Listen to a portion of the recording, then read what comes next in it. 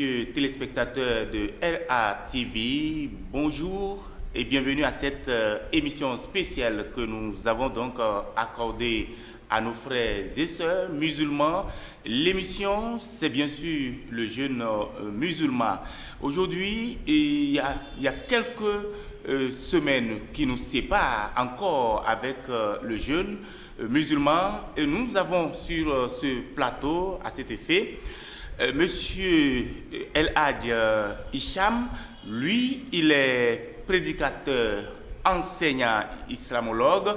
Il vient répondre à certaines préoccupations pour bien et mieux réussir son jeûne.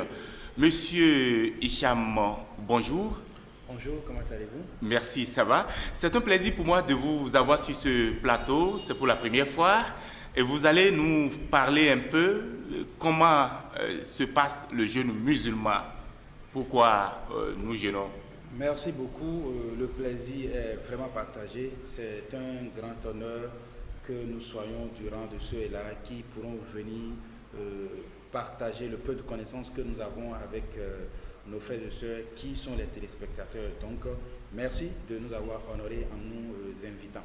Comme vous avez bien su le dire, quelques jours nous séparent du jeûne du mois de Ramadan. Le jeûne en réalité qui est une période d'intense adoration pour les musulmans. Donc si nous allons d'entrée de jeu présenter d'abord ce qu'est le jeûne du mois de Ramadan afin que cela soit en quelque sorte un décor qui est planté pour que le téléspectateur qui nous suit puisse savoir c'est quoi en réalité le jeûne du mois de Ramadan. Vous savez, en réalité, l'islam est bâti sur 5 piliers essentiels. Et quand on parle de piliers, c'est-à-dire c'est les choses sans lesquelles le bâtiment ou la chose ne peut pas tenir. Donc l'islam ne peut tenir que sur ces 5 piliers essentiels. Et les 5 piliers dont nous parlons, le jeûne du mois de Ramadan fait partie donc de ces piliers-là, notamment le 4e pilier de l'islam, c'est le jeûne du mois de Ramadan. Et tous ces piliers-là sont des obligations pour le musulman. Bien évidemment, il y a certains parmi ces piliers qui sont des obligations conditionnées. C'est-à-dire qu'il faut avoir rempli certaines conditions d'abord pour que cela soit une obligation. Si nous prenons donc le jeûne du mois de Ramadan, c'est une obligation pour tous les musulmans. Évidemment, il y a certaines conditions que certainement on aura avec le développement du temps d'aborder afin que les gens puissent savoir sur qui donc le jeûne du mois de Ramadan est une obligation et il devra donc s'y conformer. Puisque nous l'avons dit que c'est un pilier de l'islam et notre Seigneur Allah subhanahu wa ta'ala également dans le Coran en a fait cas. Le prophète Mohammed sallallahu alayhi wa sallam également dans plusieurs hadiths nous a évoqué donc le cas du mois de Ramadan.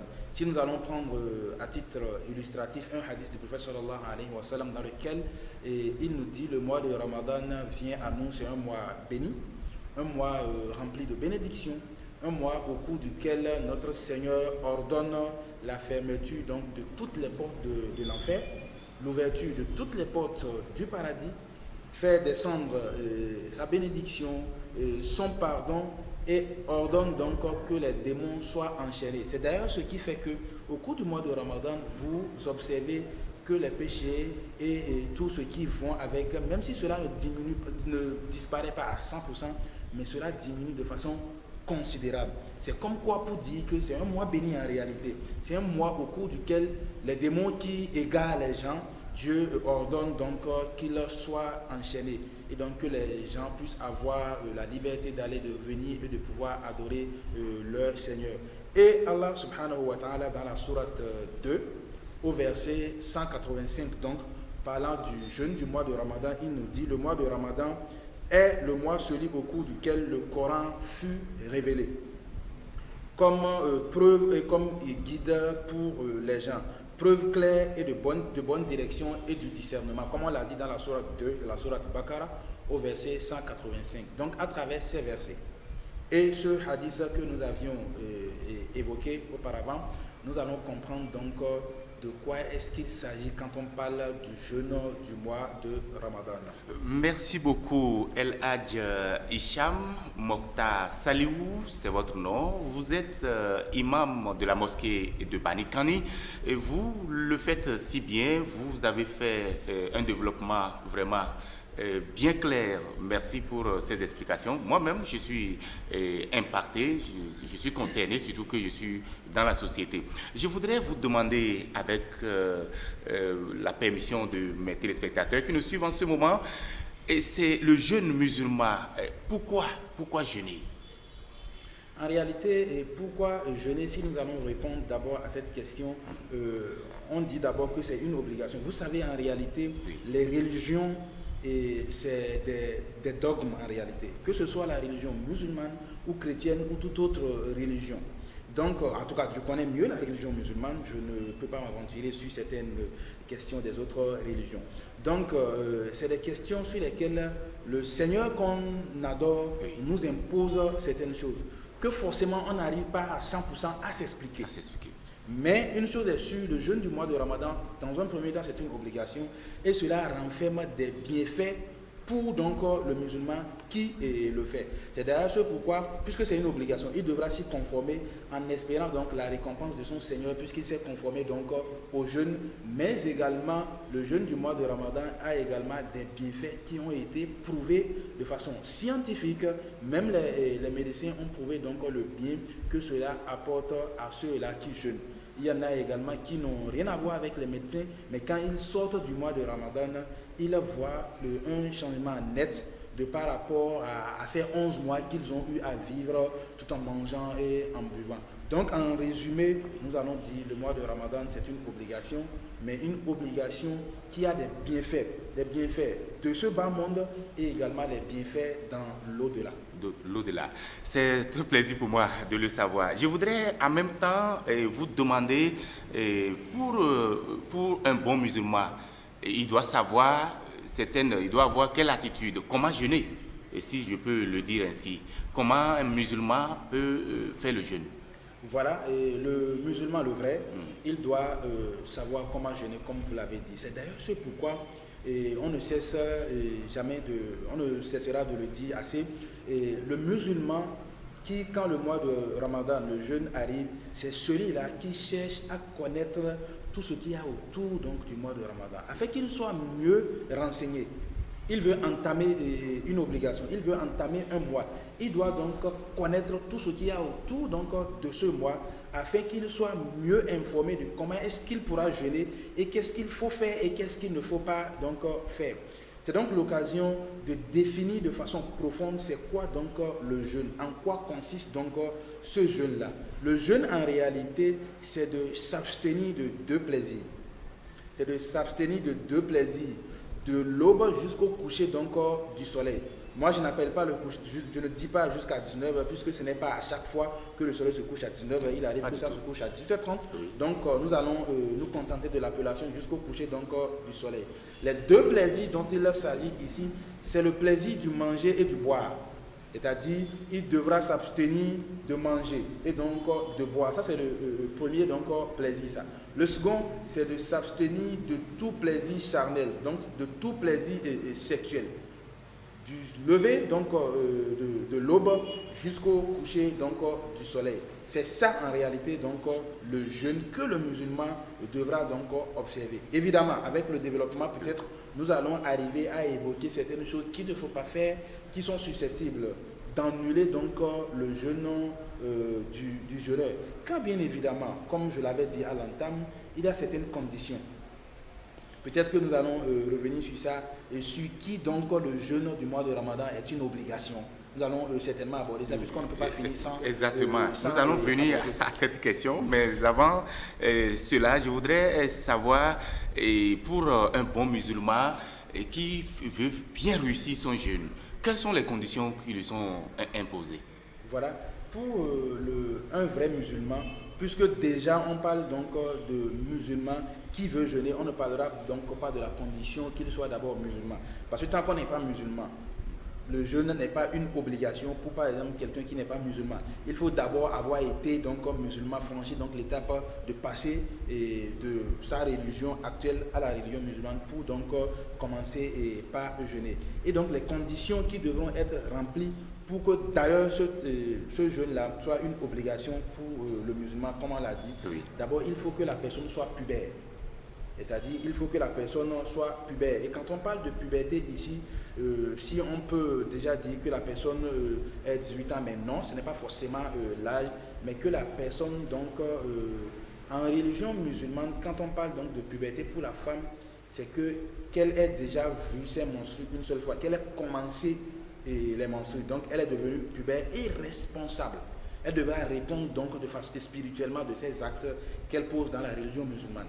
Il en est de même pour l'homme qui a déjà devenu pubère et qui a déjà connu ce qu'on appelle l'éjaculation une fois. Donc il est déjà devenu pubère et il devra donc répondre donc de ces actes religieux devant son Seigneur. Donc voilà une autre condition pour que le jeûne soit une obligation pour donc le musulman.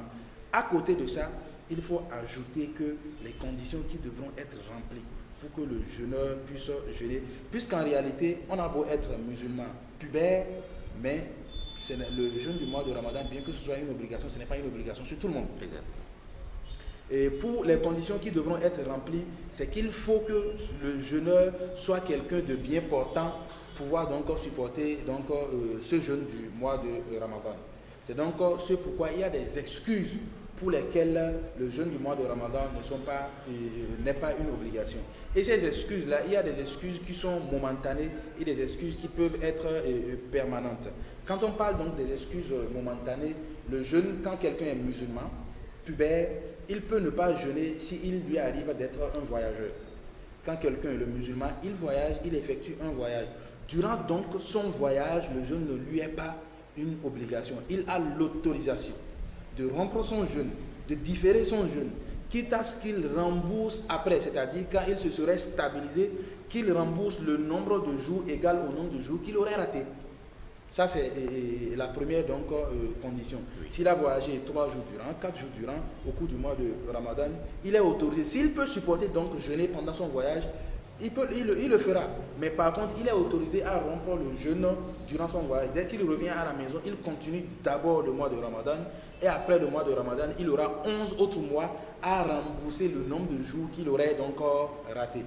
Il en est de même également pour quelqu'un qui est malade, qui a une maladie. Et pour la maladie, il y a 2 cas.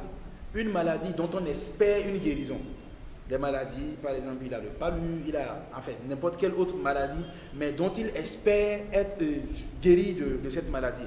Il suit donc les soins et il ne pourra pas supporter donc le jeûne. Il est autorisé à différer également son jeûne, à ne pas jeûner.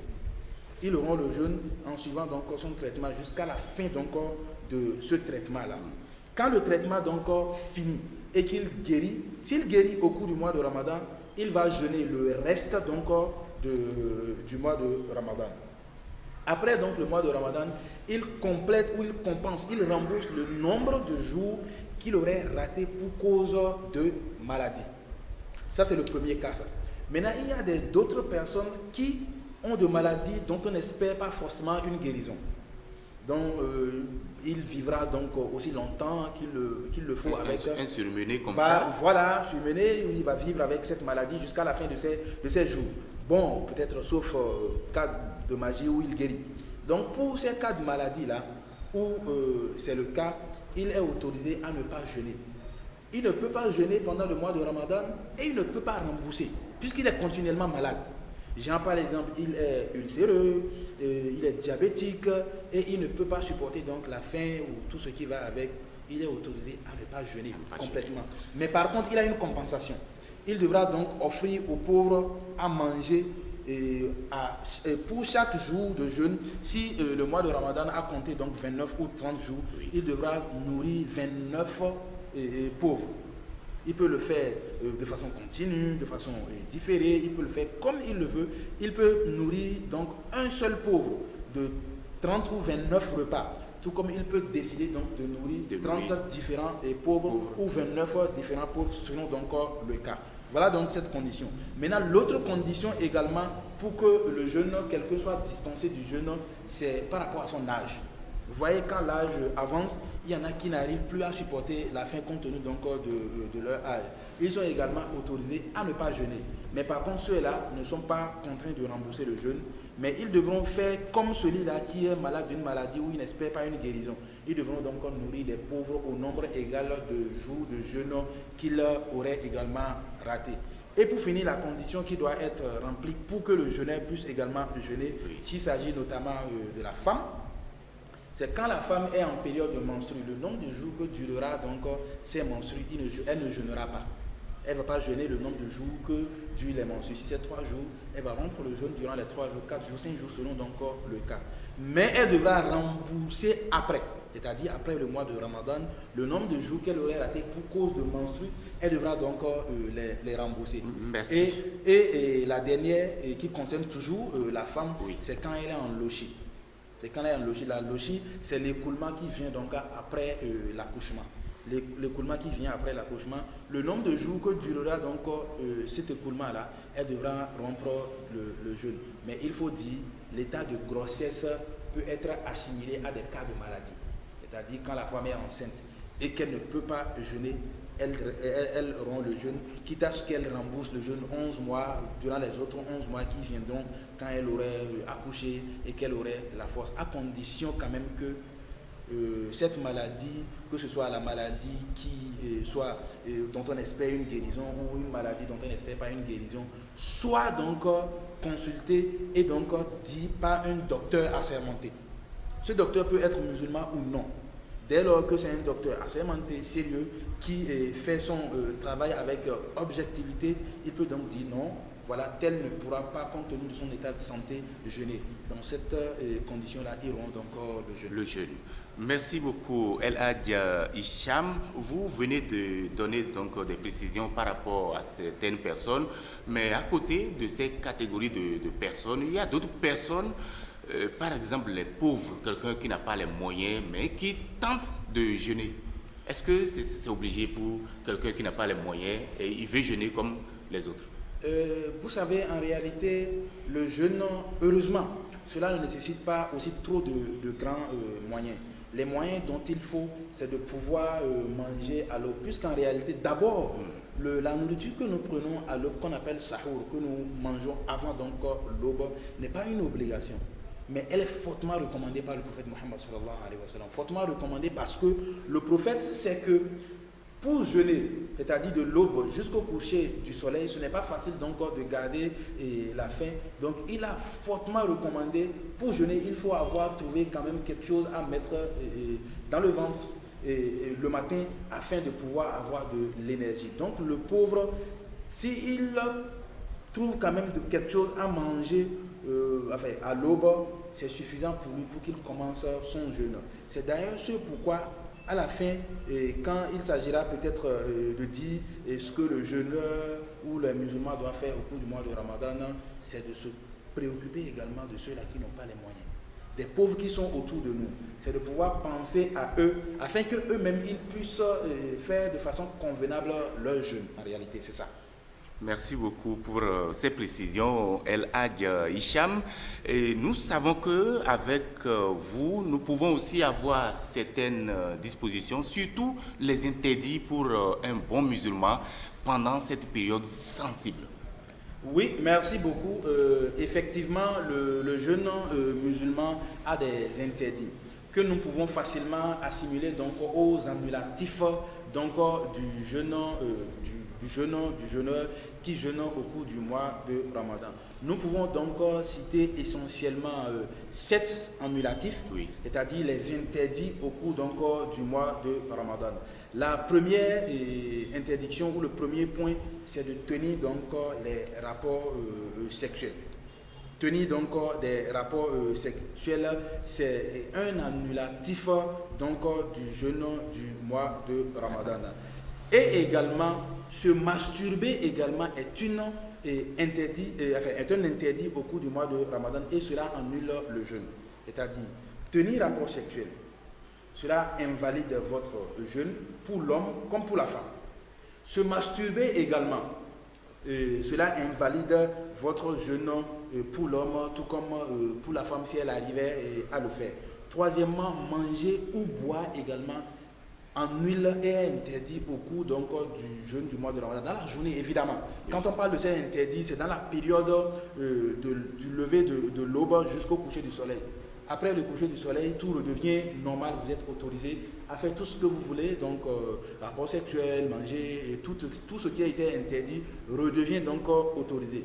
Nous avons parlé donc de manger et de boire dans la journée du mois de Ramadan, ou tout ce qui peut représenter manger ou boire, c'est interdit dans la journée du mois de Ramadan. Quand on parle donc de tout ce qui peut représenter, tout ce que l'on puisse faire qui prenne la place ou occupe le manger ou le boire, donc est interdit. Genre par exemple des injections nutritives sont interdites et ça rend donc le jeûne. Les ventouses également, les ventouses, il y en a qui ne connaissent pas ça et ce n'est pas pour autant répandu et beaucoup par ces temps, mais ça existe toujours, ce qu'on appelle donc les ventouses. On extrait une quantité donc de sang pour cause de maladie, mais cela peut être comparé facilement au don de sang. Quand quelqu'un fait donc don de sang, ce n'est pas interdit de faire des dons de sang en islam. Bien au contraire, c'est recommandé. Mais quand le jeûneur n'est pas autorisé à le faire en journée donc de son jeûne, il peut le faire en soirée. Maintenant, s'il le fait dans la journée, son jeûne est invalide. Donc, si c'est une obligation, il devra sauver une vie et il va le faire. Son jeûne est invalide. Il a la récompense d'avoir donné le sang, mais quitte à ce qu'il rembourse son jeûne après. Mais un choix délibéré comme ça, il ne devra pas le faire en journée. Il devra attendre donc la rupture pour pouvoir le faire. Parmi donc les interdits également, le 5e point, c'est provoquer le vomissement volontaire. Un vomissement volontaire fait partie des choses qui invalident votre jeûne. Et quand on parle d'invalider le jeûne, ça invalide votre seule journée de jeûne. Oui. Cela ne veut pas dire que ça a invalidé tous les autres jours. Non. Le jour où vous avez provoqué de façon volontaire votre vomissement, cela invalide également votre jeûne. Mais quelqu'un qui a été surpris par les vomissements, pour quelque raison que ce soit, son jeûne est bien valide. Il poursuit donc son jeûne. Et pour finir, donc, on avait déjà dit les menstrues. Quand une femme est en jeûne, elle a commencé par jeûner du matin, par exemple, autour de midi, elle voit donc l'écoulement pour ses menstrues. Et son jeûne de cette journée-là est gâté, si on peut le dire ainsi. Elle devra donc rembourser cela après le jour du mois de Ramadan. Tout comme également si la femme, elle avait la capacité de supporter, pendant qu'elle est en grossesse, elle est enceinte, de supporter le jeûne. Bien qu'elle est autorisée à rompre le jeûne, quitte à ce qu'elle rembourse après. Si elle jeûnait et qu'elle accouchait, donc avec l'écoulement donc, de la lochie, du sang de la lochie, son jeûne est invalidé et donc elle devra rembourser cela donc, après. Voilà de façon résumée ce que nous pouvons dire, qui sont en réalité des interdits pour le musulman au cours du mois de Ramadan. S'il ne les observe pas, il verra donc son jeûne invalidé. C'est un plaisir pour nous et pour nos téléspectateurs, surtout qui nous suivent en ce moment. Je rappelle aux téléspectateurs que nous avons avec nous ce matin El Hadj Hicham Mokhtar Saliou. Lui, il est imam de la mosquée de Banikani. Il est prédicateur, enseignant, islamologue. Il vient apporter les conseils par rapport à un jeune musulman, au jeune musulman, celui qui veut bien réussir son jeûne. Je voudrais que vous donniez les conseils pour tout jeûneur pendant cette période qui s'approche. Vous savez, comme on l'a dit à l'entame donc de notre entretien, le jeûne du mois de Ramadan, c'est une période d'adoration. Oui. Et quand on parle de période d'adoration, ce n'est pas comme si c'est une punition où Jean Corvé qu'Allah a imposé pour la communauté musulmane durant tout un mois. Donc il ne faut pas voir ça de la sorte, il faut voir que c'est une bénédiction, et c'est une adoration, et dès lors qu'on voit ça dans cet angle-là, cela nous procure le bien, où on sait qu'on prend plaisir à répondre donc à l'obligation de notre Seigneur. Oui. Et donc pour cela, il faudra donc se préparer spirituellement et pour accueillir ou pour commencer ce mois de Ramadan. Puisque si nous sommes fiers d'accueillir le mois de Ramadan et si nous sommes prêts à faire cette adoration-là, on devra donc se préparer spirituellement et savoir, bon, pour ce mois de Ramadan, j'aurai tel programme ou tel. Et ensuite faire un programme d'adoration. Savoir qu'au cours du mois de Ramadan, à commencer par le premier jour, j'aurai au retour du boulot, j'aurai à faire ci, en soirée, j'aurai à faire tel, dans la journée, j'aurai à faire tel. Ensuite, il faudra faire le programme et bien gérer son temps. Parce que force est de constater qu'au cours du mois de Ramadan, il y a beaucoup qui gèrent mal leur temps. Quand on parle de gérer mal son temps, c'est penser que puisque je suis en carême, enfin, je suis en jeûne, et c'est voir l'heure passer rapidement, aller papoter avec des amis, aller suivre des films, des feuilletons, aller m'amuser, même des amusements ou des jeux qui sont interdits en islam. Penser que c'est en le faisant que je ne sens donc pas le poids du jeûne et je ne sens pas donc je ne vois pas l'heure passer. Non, il faudra donc mieux faire le programme et utiliser son temps de façon convenable. Il faudra également avoir de la persévérance dans ce que nous sommes en train de faire parce que ce n'est pas facile. Qu'on le veuille ou non, le jeûne du mois de Ramadan, bien que ce soit une obligation, ce n'est forcément pas facile. Donc il faut être persévérant. Il faut approfondir sa relation avec son Seigneur. Approfondir donc sa relation avec son Seigneur, approfondir sa relation avec le livre saint de son Seigneur, le Coran. C'est-à-dire profiter donc de ce mois de Ramadan et lire le Coran. Pour ceux-là qui connaissent ou pour ceux-là qui devront apprendre, profiter de ce mois-là et apprendre la lecture du Saint-Coran.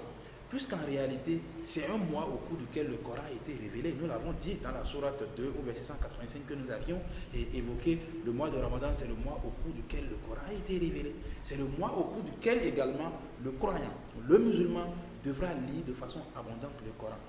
Il devra même lire l'entièreté du Coran une fois, deux fois, trois fois, selon donc ses capacités, selon donc ses moyens, selon donc son temps. Il devra également au cours de ce mois de Ramadan profiter et faire des évocations, évoquer son Seigneur, appeler le nom de son Seigneur et pourquoi pas invoquer son Seigneur afin que celui-là puisse écouter ses prières. Puisque tous nous avons des besoins que nous apportons auprès de notre Seigneur et nous cherchons donc satisfaction pour ces besoins-là. C'est le moment propice que le croyant invoque son Seigneur, porte à sa connaissance, bien qu'il sait déjà, porte à sa connaissance ses besoins. Donc, multiplier les bonnes œuvres, multiplier les invocations. Et pour conseil également, le jeûneur, c'est celui-là qui ne se contente pas seulement de son bienfait à lui seul, mais il se préoccupe également de ceux-là qui sont autour de lui, notamment ceux-là qui sont démunis, ceux-là qui n'ont pas suffisamment de moyens pour faire face à leurs besoins. C'est d'ailleurs ce pourquoi le prophète Mohammed sallallahu alayhi wa sallam nous dit, quand vous donnez de quoi rompre le jeûne donc à un jeûneur, cela a une très grande récompense. Vous avez donc la même récompense que le jeûneur à qui vous avez offert de quoi rompre le jeûne, sans que la récompense de celui-là ne soit diminuée en rien. C'est-à-dire donc, si vous avez jeûné et vous trouvez 1, 2, 3 personnes à qui vous offrez à chaque coucher de soleil de quoi rompre leur jeûne, vous aurez votre récompense d'avoir jeûné et vous aurez en plus de votre récompense la même récompense que celui-là qui a jeûné a eu. Puisque vous lui avez donné de quoi rompre son jeûne. Mais par contre, lui à qui vous avez offert de quoi jeûner, de quoi rompre le jeûne, sa récompense ne diminuera donc en rien. C'est donc une grâce de la part d'Allah subhanahu wa ta'ala. Donc être utile pour soi-même, pour sa famille, être utile pour toute la communauté également. Faire le programme également de profiter des 10 dernières nuits du mois de Ramadan. Parce que le mois de Ramadan est subdivisé donc en 3 parties. Les 10 premiers jours, et les 10 seconds jours et les 10 dernières nuits au cours duquel notre Seigneur a consigné une nuit. Une nuit qui vaut mieux que 1000 mois d'adoration. Mais la nuit que vous appelez la nuit de la destinée. Oui, de la destinée. Donc la nuit de la destinée, il faut donc dès à présent faire le programme. Voir comment est-ce qu'on profitera au mieux de ce mois de Ramadan afin qu'on ait la chance de tomber sur cette nuit de la destinée et partir donc avec ces récompenses qui vaut mieux que 1000 mois d'adoration. Voilà en quelque sorte ce qu'on peut dire par rapport à ce que le jeûneur doit faire au cours du mois de Ramadan.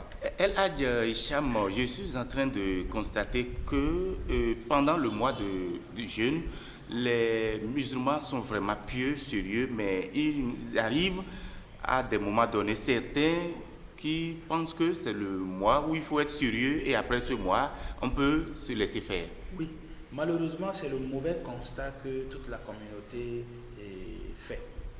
En réalité, si nous savons que le Seigneur du mois de Ramadan demeure toujours le même Seigneur que les autres 11 mois, nous devons donc savoir que la manière d'adorer ce Seigneur-là au cours du mois de Ramadan, puisque le Seigneur n'a pas changé, pourquoi est-ce que changer donc sa manière d'adorer notre Seigneur? C'est une erreur aussi grave, puisque on se répand, le repentir en réalité, il est recommandé de se repentir à l'entame donc du mois de Ramadan.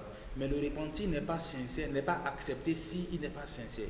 Et quand on parle donc de sincérité dans le repentir, c'est le repentir que l'on fait avec l'intention de ne pas revenir sur ses anciens péchés une fois le mois de Ramadan passé. Mais si vous vous repentez juste pour le mois de Ramadan, et vous savez pertinemment que après donc le mois de Ramadan, vous allez revenir sur vos anciens péchés, votre repentir n'est pas sincère. Et quand le repentir n'est pas sincère, il n'est pas donc accepté. Quand vous ne connaissez pas votre Seigneur qu'au cours du mois de Ramadan, il ne vous connaît et il ne vous reconnaît également pas.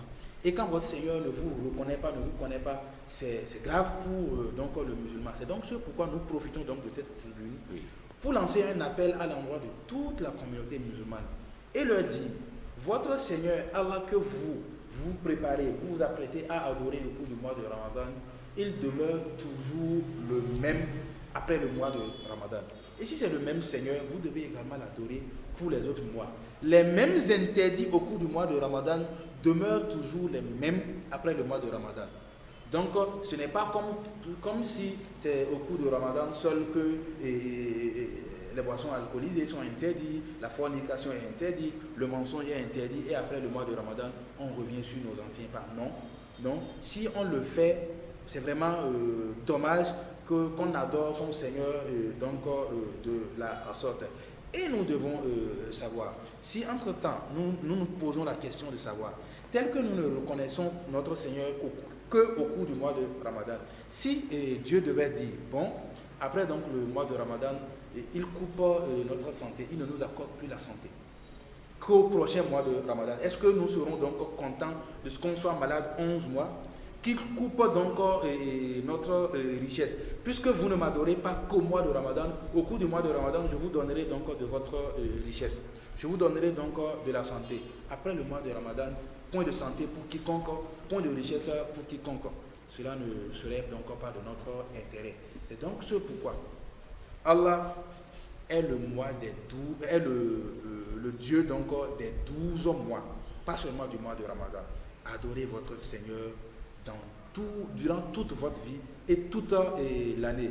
Peut-être beaucoup plus au cours du mois de Ramadan, mais pas revenir sur vos anciens péchés une fois le mois de Ramadan passé. C'est un plaisir. Je voudrais, dans la même lancée, vous demander, au cours de ce mois, vous multipliez souvent les prédications, quitte à toucher le cœur de tous les fidèles musulmans qui vous suivent. Cette année, vous avez prévu certainement certaines choses qui sont quand même dans votre agenda.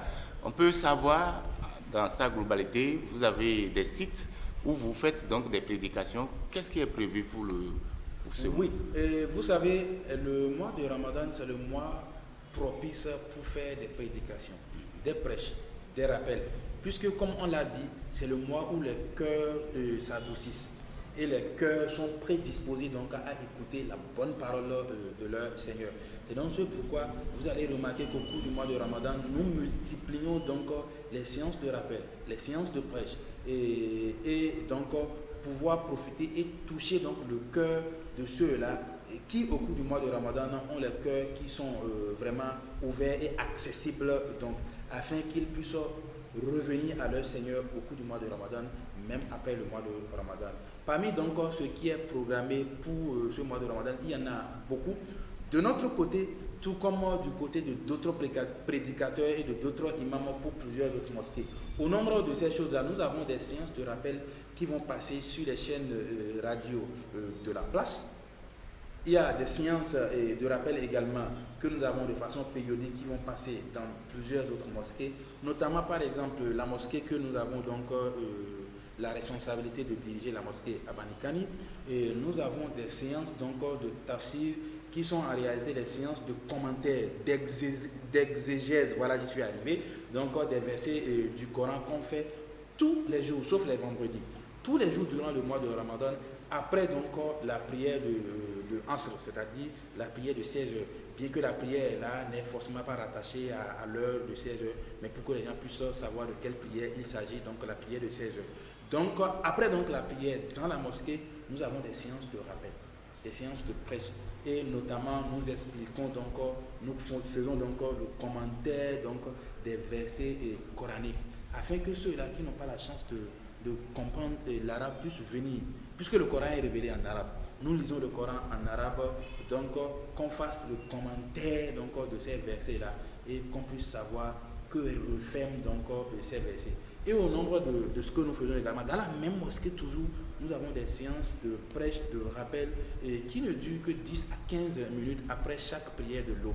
C'est-à-dire, après chaque prière de l'aube, nous offrons une quinzaine de minutes pour rappeler à nos frères et sœurs qui sont venus à la mosquée et qu'est-ce que leur Seigneur attend d'eux et qu'est-ce qu'ils devront faire au cours du mois de Ramadan et même après le mois de Ramadan. Voilà donc les quelques programmes que nous avons au cours de ce mois. Merci infiniment El Hadj Hicham. Je vous rappelle également qu'ici, à la télévision Restauration Afrique TV, nous avons donc offert une gigantesque programme qui est donc concocté pour les prêches musulmanes.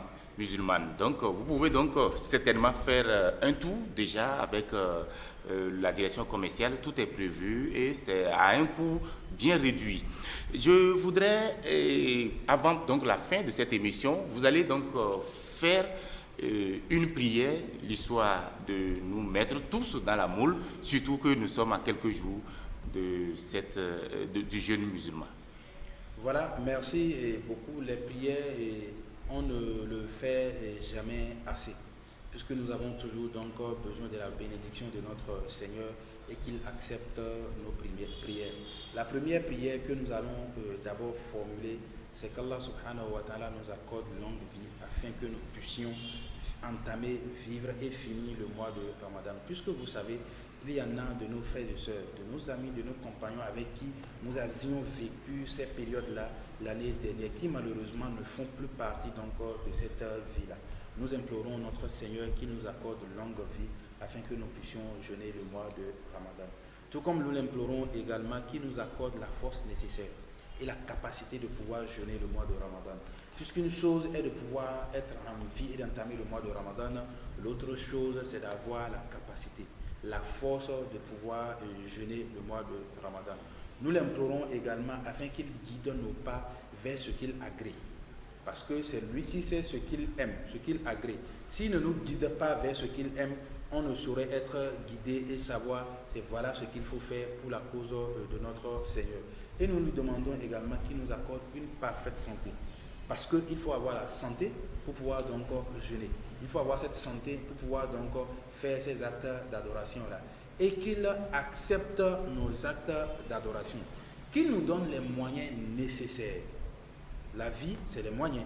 Et Allah subhanahu wa ta'ala nous a également dit, n'oubliez pas votre part de ce bas monde.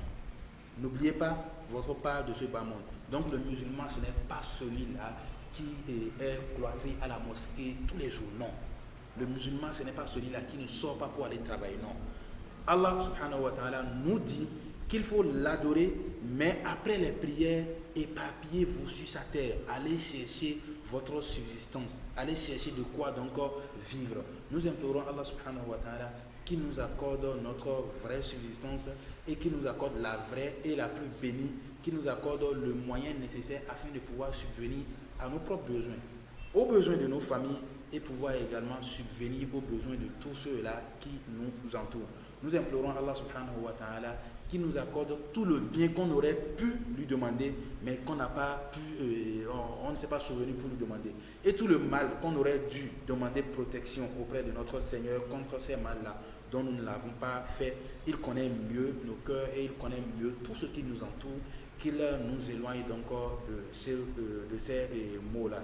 Nous allons finir notre prière tout en invoquant donc la paix, la tranquillité pour notre communauté, pour notre ville et pour notre pays. En réalité, si nous avons aujourd'hui la chance de venir nous asseoir dans vos locaux pour faire ces prêches, c'est parce que dans notre pays, nous avons la tranquillité. Si nous n'avons pas la tranquillité dans d'autres pays, nous implorons qu'Allah leur accorde également la tranquillité. Nous n'allons même pas avoir l'esprit de nous retrouver ici pour parler de notre Seigneur. Donc nous n'allons pas cesser de prier beaucoup pour notre pays. Qu'Allah nous accorde la paix, rien que pour la paix, et nous nous appelons à œuvrer pour cette paix-là. 30 minutes sont passées rapidement, comme pour dire 30 secondes. Nous n'avons pas la prétention d'avoir répondu à toutes les préoccupations des téléspectateurs, mais nous avons quand même fait le maximum pour ceux qui nous suivent en ce moment. C'était avec El Hadj Hicham Mokhtar Saliou, imam de la mosquée de Banikani. Il est prédicateur, enseignant, islamologue. Il répondait donc aux questions du jeune musulman, comment faire le jeûne et comment le faire, et bien le faire d'ailleurs. Vous avez suivi avec lui les conseils qu'il a donnés. Merci infiniment à vous, imam. Je voudrais vous souhaiter longue vie, et bon retour à vous, et qu'Allah nous accorde la chance de trouver le jour qui vient donc devant nous. Et d'ici peu, nous allons démarrer le jeûne avec vous. Merci beaucoup. Merci pour l'honneur que vous nous faites de nous inviter. C'est un plaisir partagé. Merci à vous, Papi. C'est moi.